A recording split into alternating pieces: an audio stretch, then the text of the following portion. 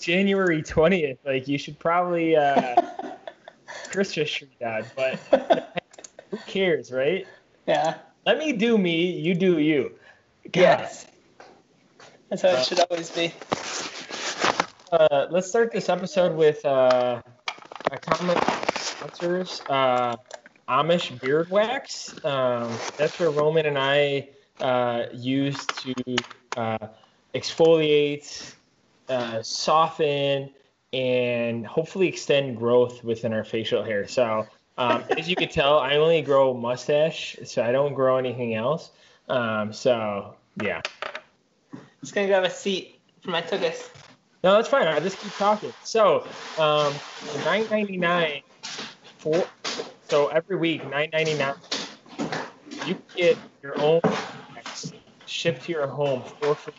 That's 4 easy payments, 4 payments in a month for $9.99.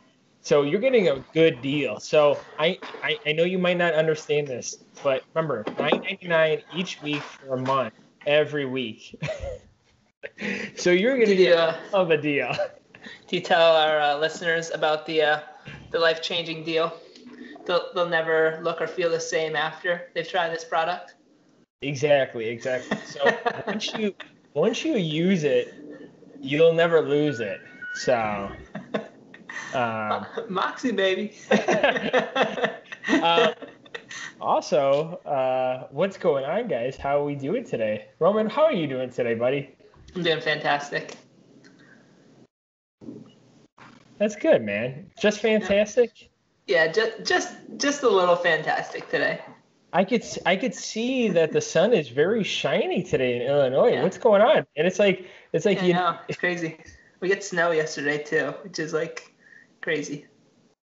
Yeah. I got some little bit of morning activity in at like 5 a.m. shoveling out my apartment complex. Yeah, so if you don't know this, Roman also has an app called The Shoveler. So once you use The Shoveler, you'll see who you can get on your map to shovel your front lawn. They don't use snow blowers because they think that's too easy for them. So they will do the hard manual labor so you can watch and have your cup of coffee in the morning and just say LOL. So if you want to download that app, I know we hit you with the sponsor in the beginning for the mustache wax, and then we have the Shoveler app. Roman and I are, of course, co-owners. I'm trying to get Roman off all benefits. So he's the co-owner, so he doesn't get paid. So I get 100% pay moving forward. But, hey, we can't all win them all. So, Roman, did you see my post on the Active Recovery Instagram post, man? Did you see where I was playing basketball? Wasn't that a view? It was amazing. Dude, it's so nice. I mean, we just talked about active recovery, and we went to a Gilbert Regional Park, which is like a brand new park here in the Arizona area. And dude, this like park is like acres long and big, and they're still adding to it. And it's like it's amazing, man. They have a splash pad. They have like a man-made lake where you can fish. Like a big park for kids, sand volleyball, pickleball court, tennis courts, basketball court, and I think they're adding like a pool area. Like, so they're gonna add it. But see, with COVID, a lot of the things got stopped. So they're gonna be adding a hell of a lot more. So if you guys haven't checked that out, make sure you're checking out our Instagram, other than our audio and video platforms, because we've been told we need to post more, and we're trying to keep it to ourselves where we're posting at least more than once a week like last year. So we're trying to keep ourselves to a better, more consistent schedule for you guys, so you guys know what's going on in Roman and I's life. If you don't want to know what's going on in our lives, just keep following the Gainz podcast and just hear us talk the whole time. That's good too. Yeah, you can watch as this beard and mustache journey continues. Yeah. I don't know how. I should have asked how long this competition is for the mustache contest, but I'm just going with the flow these days. Kind of feel like I'm Amish with this lighting right now. Well, yeah, I mean, it fits her sponsor. Did you not hear it's an Amish made wax, Like it's really good for the Perfect. environment. Uh, they only test on humans. What I heard was really good. But I don't know if the humans really like it because Roman has to be using wax like all day while he's trying to work. And, if he's trying to eat something, mustache wax and food doesn't really taste so good. So, but Roman, what the heck are we talking about? Episode 63, I believe. Yes, 63. What are we talking about today, buddy? We're talking about caffeine, that stimulant that we oh so love. Gotta have that caffeine. Roman, can you give us a history of the coffee bean itself? Where does it start? Where does it originate? And who were the creators? All right, so back in year 82, this is 82. This is after the comets have hit the Earth and have extinct the dinosaurs. That was year 81. So 82 is the year afterwards. All the fires and like rubble has kind of calmed down. There was a single tea leaf that popped up, and it was just like, hey, yo, humans, Cro-Magnon, come eat me. It was anthropomorphized, and it spoke to the Cro-Magnons. And this just like giant looking Cro-Magnon like rumbled over, ate it, and then boom, he became Jesus. That's pretty much the extent of the history of caffeine. Guys, we are looking for a new co-host for the Gainz podcast after that one. But no, man, jokingly aside, Robin, you got some really good notes to start off. Like that's why I didn't want. I'm glad that I looked at your notes because you did look like you got like a good start and like kind of like a good history fact of what caffeine is. So if you want to start off with that, and then we'll get into a little couple topics here and there about it and what it does with training. So what do we got, Roman? Sweet. So I just pulled this definition for caffeine off of Google, and the search result was from Oxford Languages, and it just says caffeine is a crystalline compound that is found especially in tea and coffee plants and is a stimulant of the central nervous system. So you might ask, what's a stimulant? What do stimulants do? So I also looked that up on headsup.scholastic.com is my source. And it says stimulants are a class of drugs that stimulate the body's central nervous system, which includes the brain and spinal cord. They increase the levels of catecholamines, a family of brain chemicals that includes dopamine. These chemicals are used in the brain processes to signal reward and motivation. So that's pretty cool. Just a bunch of words. My understanding of how caffeine works is when you consume a caffeinated beverage, or if it's in like your pre-workout or whatnot, it has to go in your mouth and then like through your esophagus. I didn't see many people talking about it, but I do believe that some of it is able to like pass through like the barrier of your tongue. It's like a very small amount. I didn't like see anybody talking about that, but I'm pretty sure you can get like minor amounts of absorption through that mechanism. So quick note. You did say in your mouth. So there's actually caffeine sprays that are nasal. Yeah. And I don't quote me. And it might be a joke. It might be serious. But there could be suppository caffeinated suppositories. Oh, no lie. That's so funny, man. So such an interesting product to create. I know that nasal spray is accurate, but I just wanted to make sure because you did say caffeine goes through the mouth. So just want to throw that out there for the people because people might be a little critical on that. So yeah, I think the main way is that it'll like get into the bloodstream. Like it enters into the stomach like passes it into like the duodenum and into like the intestines, and your intestines have villi that will pass that into like the bloodstream. It'll then go to the liver, I believe, correct me if I'm wrong, where it's then like transported throughout the body. it essentially will like find its way up to the brain, and what caffeine ends up doing is it displaces adenosine receptors that were like going to take like except like an adenosine molecule, I believe, and that's what like helps to make us feel like more alert or awake. That when the adenosine receptors are filled with a caffeine molecule, that receptor now can't accept an adenosine molecule. Are there deniers? Probably. What your body ends up doing over time, because your body does have to go through like sleep-wake cycles, is it'll create more adenosine receptors on the neurons to accept those adenosine molecules into like the receptors. So that's why like you can't take like an infinite amount of caffeine. Surprisingly enough, like there is a lethal dose of caffeine. I think when I looked up, it was somewhere around like 10 grams. So if you're making your own pre-workout, just be careful. Like that's a lot. Isn't of it caffeine. 10,000 milligrams? Yeah, it's 10,000 milligrams. I know, yeah. But yeah, like, you could. I heard you could die from too much caffeine. Correct? Is that what you're getting at? Yeah. So please be careful if you're making your own pre-workouts. Side note: I do make my own pre-workout, and another side note: our buddy just started doing it too as well.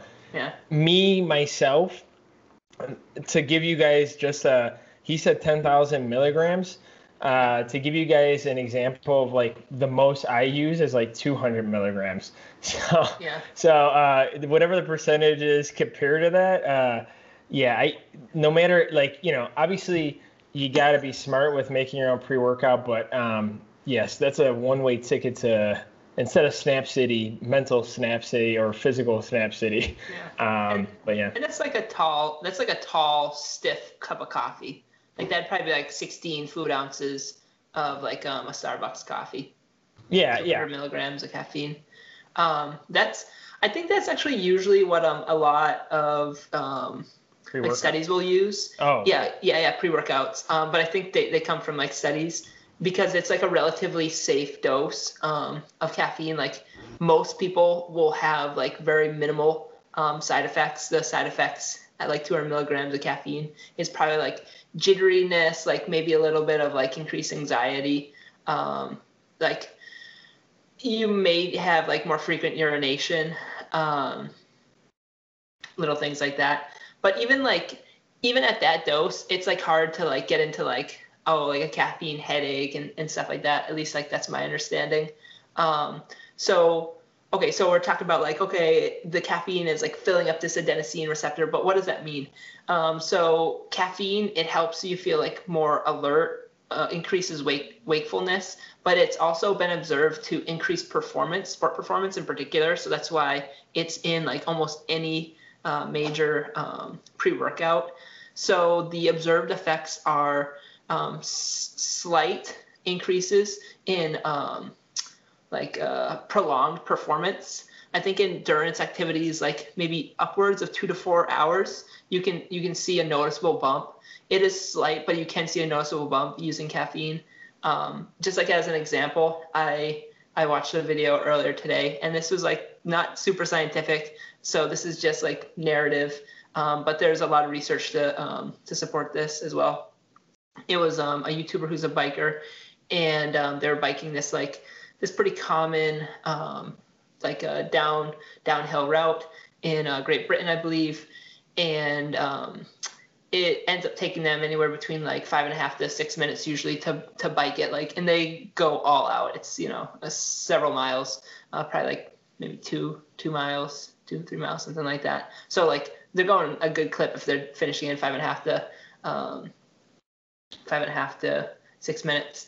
I believe with like the person like tapered off of caffeine. We can talk about like what that looks like. And they did that for 2 months, and then they had like cut out for 2 whole months of caffeine because caffeine has like a is best like as a novel response. So if you don't have like a lot of caffeine and then you get hit with like, maybe a shot of like, 100 milligrams, 200 milligrams, like 300 milligrams, then that should have like a noticeable increase in performance, as long as some like the negative side effects don't, prevent you from inactivity. For example, like some people can claim like the anxiety that they get from having caffeine will, prevent them. It'll essentially cause like inaction. It's actually like one of the reasons why I've tapered down my caffeine intake over time, just because like I did find that like when I was drinking like several cups of coffee in the morning, for example, and then like 1 in the afternoon or 2 in the afternoon, I was much more anxious and like on edge all the time, pretty much, which was like affecting different aspects of my life. So I like tapered down over time.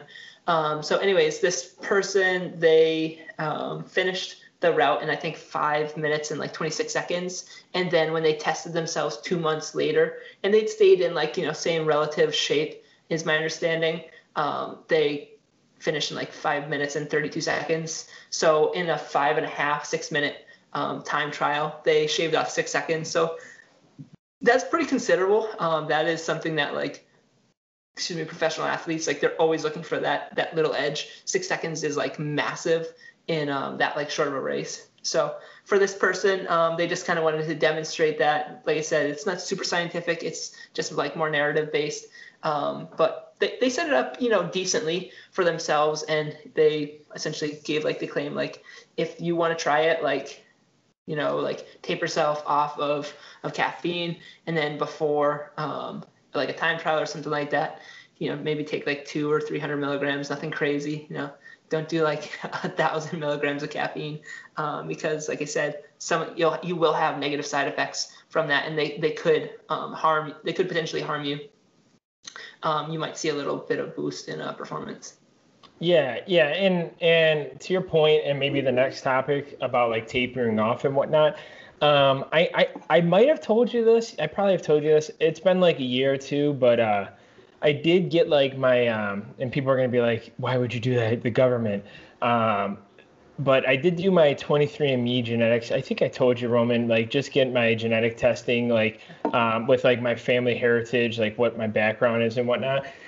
So they actually do like a caffeine genetics, like partial like study on your genes. And what's nice too, people don't realize it. Like they're probably like, because there's an agreement, like they keep your gene, like, the saliva and blah, blah, blah. And they keep it on file. But see, the thing is, what's nice about it is they'll add like new studies to like the actual makeup and then give you more information. So like, say if they didn't have something readily available, I don't know how they get the funding. I'm assuming probably from the government or whatever the case may be, but they're getting funding and then they'll like update it. So interesting enough, like the caffeine, and it kind of makes sense because I'll tell you in a second, but they say for like my genes and genetic makeup is like I'm more of the person that's going to take less of a caffeine dose than normal people, which is like always like funny to me when I read that, because I was like, wait,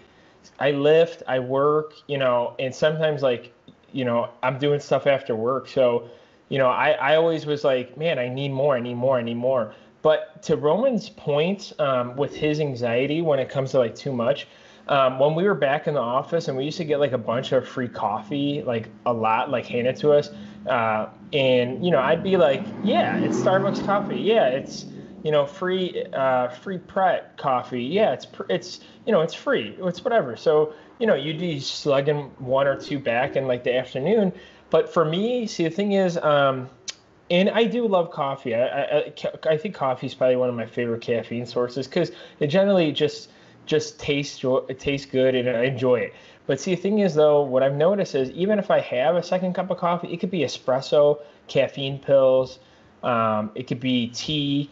I get more of the effect of like negative side effects even after the second one. So and I don't know if it's because when I got older, but like I'll start to notice where like it won't even affect me, and it'll start making me more tired, more like drowsy, where it's just like the caffeine doesn't even if I took caffeine 30 minutes before a workout, an hour before a workout, I still will feel it. And it could be because maybe sometimes like I'd be a little bit more empty or didn't have the caffeine with food. I don't know that part, but most of the time, even if I've experienced it with food, without food, with water, without water, during or afterwards, I think the 23andMe was correct about that because, I used to try to get jacked up and try to drink as much caffeine sometimes when I was a little bit younger, but it never really did me well. And I have a pretty high energy style life where like I can last for like 16 hours out of the day and still be like functioning at the 16th hour. So I don't know if that kind of helps like people understand like where other people can stand as well. But Roman, I'd love to I know you mentioned about the 2 month taper, but like what's a I with training and with life in general, what would you say like a good idea would be when to taper off, and what's like a good strategy? Do you have any like strategies that you kind of built in for yourself or for other people? Yeah. That's a good question. So I guess if you're listening to this and you're wondering maybe if I should like taper off caffeine, um, I would look into doing it if you found that like you're not really sure like why your like anxiety will kind of like come on at certain times. Caffeine is like a pretty easy thing to like start to like, kind of like taper down off of. Especially if you find like, yeah, I'm consuming like 2, 3, 4+ cups of coffee a day, or like I'm consuming like a couple cups of coffee and um, like several cans of like, a caffeinated soda or something like that, or pre-workout. If I would say if you're above like the 200 milligrams of caffeine a day, and you can just look up on Google like all the different beverages or like foods that you consume. If it's like 2 green teas that only might be like 100 milligrams. I mean, you could still try to like taper down if you thought that would be helpful for you. But I'd say make sure to do it gradually. So let's say like you're at like 4 cups of like Starbucks coffee a day to like get you through. Um, Maybe still buy that fourth cup, but only drink like half of it, and then save like Dude, that's half of it for baller. That's like baller status. yeah. 4 cups of Starbucks coffee. So there's people that do it, man. They Whatever, got money. Dunkin' Donuts, Cumberland Farms, like your local convenience for $1. Um, so like taper down to like 3.5 cups, and then like have 3.5 cups for like a couple days, and then just make it down to 3 cups. Like do that for a couple days, down to 2.5, down to 2. So what I did in particular, I have this like goose mug at my apartment. It's actually my girlfriend's, but she lets me use it. And it's got like these little blue markers on it. And I would just, when I was like trying to taper down off caffeine to see if it would help like reduce my anxiety, which I do find it does, I would just go down to like the bottom of like the little marker. So if you have like a spot on your tea, I mean, you could get like really anal with it where you're like measuring it, or you could like measure how many like milliliters it is. I wasn't like that super anal. I would just every couple of days I would drop down to like another like dot on the mug. It's a small mug anyways, so max I was probably doing like 100 milligrams of caffeine because I do like to make my coffee strong. So like nothing crazy, but I was like, oh, I wonder what it would be like if I only took in like 50 milligrams of like caffeine, or like half a cup of coffee, for example. So I did that, and it did help my anxiety a little bit. It could have been like a spurious relationship. It could have been like something totally different. It could have been like psychosomatic. I could have just like tricked myself into doing it. But honestly, if you're like, my end result was like, or my goal was to like reduce like my overall feelings of like anxiousness and like yeah, those kind of things. It did end up helping. Whether it was like a direct relationship, hard to say. A lot of people have claimed that like reducing their overall caffeine intake has helped with their anxiety.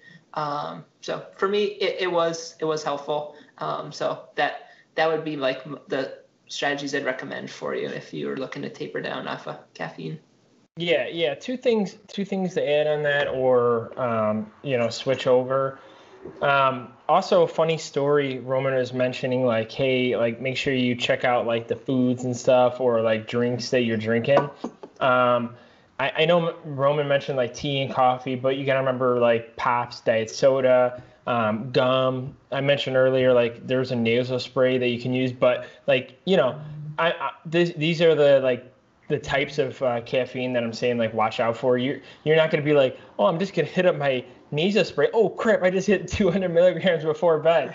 Don't worry about that. I did know a girl. She was actually in college. Very, very, very, very nice.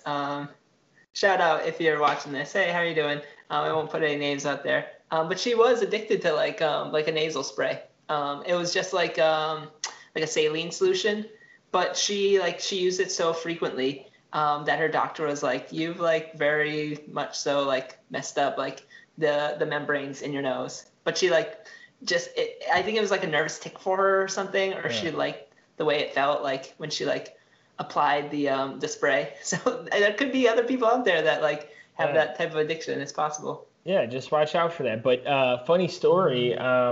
So we were Sam and I were having like some protein like before bed, like just like a little protein snack. I had I think like a protein shake, and she grabbed like one of the proteins. Like so we sometimes when we order stuff like you get those sample packets and whatnot, and I'm like, oh, which one did you have? Like, and she only took like a little sip of it. She goes, oh yeah, like that brand from the sample pack. And I go in the garbage. I'm like, wait, because I we didn't have that money at the time, and I was like, wait, this is the protein with 200 milligrams of caffeine. Like, don't drink that. Like, put that back in the fridge and drink it tomorrow.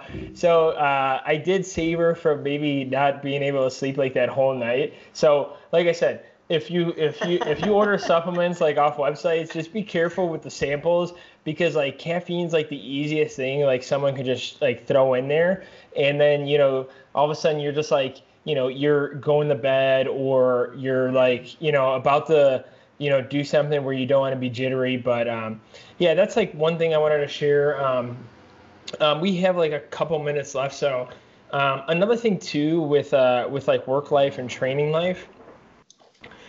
Caffeine's like Roman mentioned, a stimulant, and it's probably one of like you know, one of the supplements and stimulants that work really well. And there's a bunch of over studies on it. It's been around forever.